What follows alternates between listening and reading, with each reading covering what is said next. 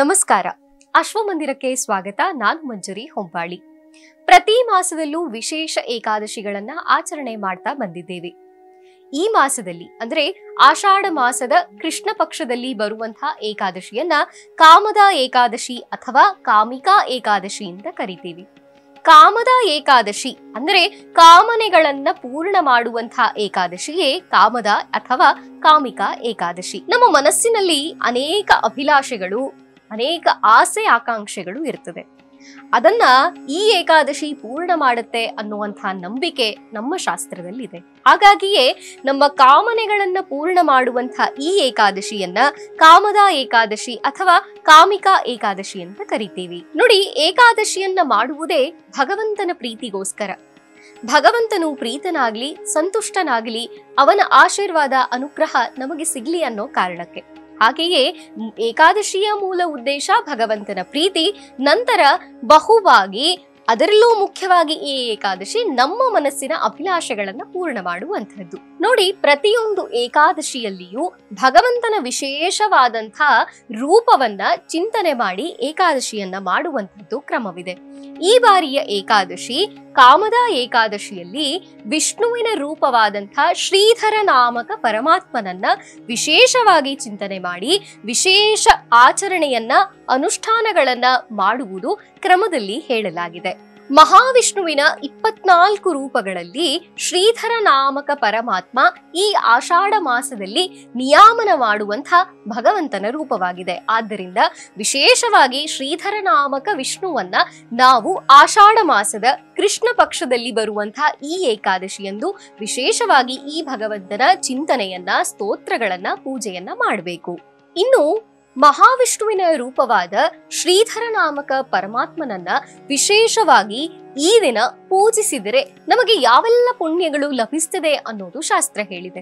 ನೋಡಿ, ಗಂಗೆಯಲ್ಲಿ ಸ್ನಾನ ಮಾಡಿದರೆ ಯಾವ ಪುಣ್ಯ ಸಿಗ್ತದೋ, ಕಾಶಿಯಲ್ಲಿ ವಾಸ ಮಾಡಿದರೆ ಯಾವ ಪುಣ್ಯ ಸಿಗ್ತದೋ, ನೈಮಿಷಾರಣ್ಯಕ್ಕೆ ಹೋಗಿ ವಾಸ ಮಾಡಿದರೆ ಯಾವ ಪುಣ್ಯ ಫಲಗಳು ಸಿಗ್ತದೋ, ಹಾಗೆಯೇ ಕುರುಕ್ಷೇತ್ರದಲ್ಲಿ ಗ್ರಹಣ ಕಾಲದಲ್ಲಿ ನಾವು ಅಲ್ಲಿದ್ದರೆ ಯಾವ ಪುಣ್ಯಗಳು ನಮಗೆ ಲಭಿಸ್ತದೋ ಆ ಎಲ್ಲ ಪುಣ್ಯಗಳಿಗಿಂತಲೂ ಅಧಿಕವಾದಂತಹ ಪುಣ್ಯ ಈ ಏಕಾದಶಿಯನ್ನ, ಕಾಮದಾ ಏಕಾದಶಿಯನ್ನ ಮಾಡುವುದರಿಂದ ನಮಗೆ ಸಿಗ್ತದೆ ಅನ್ನೋದು ಶಾಸ್ತ್ರದ ಮಾತು. ಇನ್ನು ಈ ಎಲ್ಲ ಪುಣ್ಯಗಳಿಗಿಂತ ಅಧಿಕವಾದ ಪುಣ್ಯ ಲಭಿಸಬೇಕು, ಪಾಪ ಪರಿಹಾರಗಳು ಆಗಬೇಕು ಅನ್ನೋದಾದ್ರೆ ವಿಷ್ಣುವನ್ನ ವಿಶೇಷವಾಗಿ ತುಳಸಿಯಿಂದ ಅರ್ಚನೆ ಮಾಡುವಂತಹದ್ದು ಈ ದಿನದ ಕ್ರಮದಲ್ಲಿದೆ.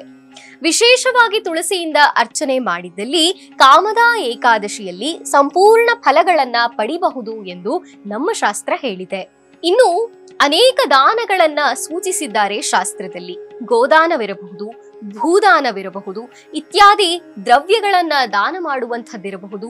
ಈ ಎಲ್ಲ ದಾನಗಳನ್ನು ಮಾಡಿದರೆ ಯಾವ ಪುಣ್ಯ ಫಲ ಬರ್ತದೋ ಅದೇ ಪುಣ್ಯ ಶ್ರೀಧರ ನಾಮಕ ಪರಮಾತ್ಮನನ್ನ, ವಿಷ್ಣುವನ್ನ ವಿಶೇಷವಾಗಿ ತುಳಸಿಯಿಂದ ಅರ್ಚನೆ ಮಾಡಿದಲ್ಲಿ, ವಿಶೇಷವಾಗಿ ಭಗವಂತನಿಗೆ ತುಳಸಿಯನ್ನ ಸಮರ್ಪಣೆ ಮಾಡಿದಲ್ಲಿ ಆ ದಿನ ನಮಗೆ ಆ ಎಲ್ಲ ಪುಣ್ಯಗಳು ಲಭಿಸ್ತದೆ ಅನ್ನೋದು ಶಾಸ್ತ್ರದಲ್ಲಿ ಹೇಳಿರುವಂತಹ ಮಾತಾಗಿದೆ. ನಮ್ಮ ಪಾಪಗಳು ಪರಿಹಾರವಾಗಬೇಕು ಅಂದ್ರೆ ವಿಶೇಷವಾಗಿ ನಾವು ಕಾಮದಾ ಏಕಾದಶಿಯನ್ನ ಮಾಡಲೇಬೇಕು.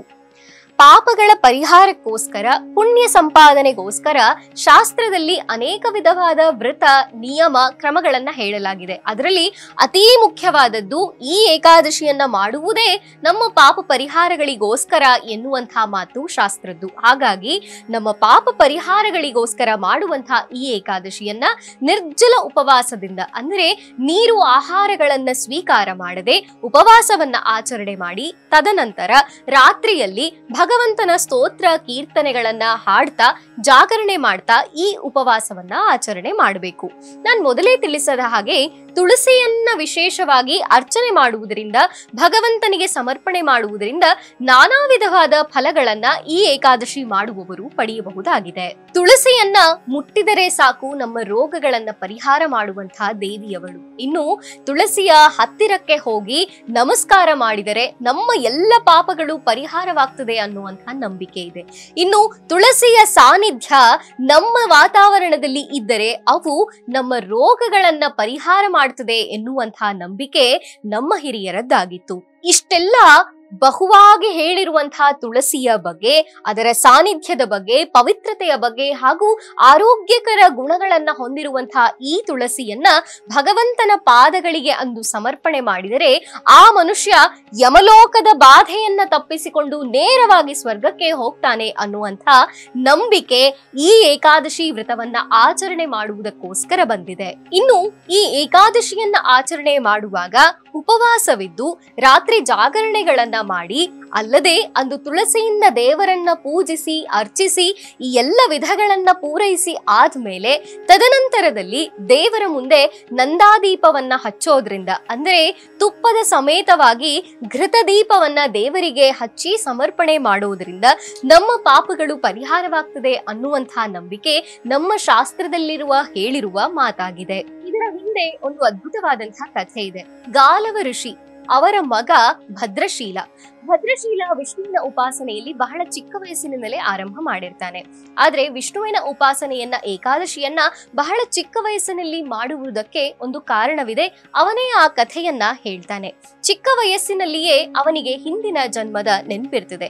ಹಿಂದಿನ ಜನ್ಮದಲ್ಲಿ ಆತ ಇಡೀ ಭೂಮಿಯನ್ನ 9,000 ವರ್ಷಗಳ ಕಾಲ ಆಳಿದಂತಹ ಮಹಾರಾಜನಾಗಿರ್ತಾನೆ. ಆದರೆ ಪ್ರಜೆಗಳು ಪಾಪಗಳನ್ನ ಮಾಡ್ತಿದ್ರೂ ಸುಮ್ಮನಿದ್ದಕ್ಕಾಗಿ 6ನೇ 1 ಭಾಗ ಪಾಪ ಇವನಿಗೆ ಸುತ್ತಿಕೊಂಡಿರ್ತದೆ. ಈ ಪಾಪಗಳನ್ನ ಹೀಗೆ ಹೊತ್ತು ತಿರುಗ್ತಿರ್ಬೇಕಾದ್ರೆ ಒಂದೊಮ್ಮೆ ಬೇಟೆಗೆ ಹೋಗಿರ್ತಾನೆ. ಬೇಟೆಯಲ್ಲಿ ವಿಷ್ಣು ಭಕ್ತರು ಯಾತ್ರೆಯಲ್ಲಿ ಇರೋದನ್ನ ನೋಡ್ತಾರೆ. ಅಂದು ಏಕಾದಶಿ ಆಗಿರ್ತದೆ. ಅವರೊಟ್ಟಿಗೆ ಇವನು ಸೇರಿ ಏಕಾದಶಿ ಉಪವಾಸವನ್ನ ಮಾಡ್ತಾನೆ. ದ್ವಾದಶಿಯಂದು ತೀರಿ ಹೋಗ್ತಾನೆ. ಆದ್ರೆ ಮುಂದೆ ಯಮಲೋಕಕ್ಕೆ ಹೋದಾಗ ಅಲ್ಲಿ ಚಿತ್ರಗುಪ್ತ ಹೇಳ್ತಾನೆ, ಎಲ್ಲ ಪಾಪಗಳು ಇವನು ಮಹಾಪಾಪಿಯಾಗಿದ್ರೂ ಕೂಡ ಏಕಾದಶಿ ವ್ರತವನ್ನ ಕಡೆಗೆ ಮಾಡಿದ್ದಾನೆ, ಹಾಗಾಗಿ ಇವನ ಎಲ್ಲ ಪಾಪಗಳು ಪರಿಹಾರವಾಗಿದೆ ಅನ್ನೋದನ್ನ ಚಿತ್ರಗುಪ್ತ ತಿಳಿಸ್ತಾನೆ. ಇಷ್ಟು ಅದ್ಭುತವಾದಂತಹ ಏಕಾದಶಿಯ ಮಹತ್ವ, ಏಕಾದಶಿಯ ವಿಶೇಷತೆಯನ್ನ ಶಾಸ್ತ್ರ ಸಾರಿ ಸಾರಿ ಹೇಳಿದೆ. ಹಾಗಾಗಿ ನಾವು ಕೂಡ ಏಕಾದಶಿಯನ್ನ, ಕಾಮದ ಏಕಾದಶಿಯನ್ನ ತಪ್ಪದೇ ಆಚರಣೆ ಮಾಡೋಣ, ಭಗವಂತನ ಪ್ರೀತಿಗೆ ಪಾತ್ರರಾಗೋಣ. ಇದಾಗಿತ್ತು ಈ ಹೊತ್ತಿನ ವಿಶೇಷ. ನೋಡ್ತಾ ಇರಿ ಅಶ್ವಮಂದಿರ.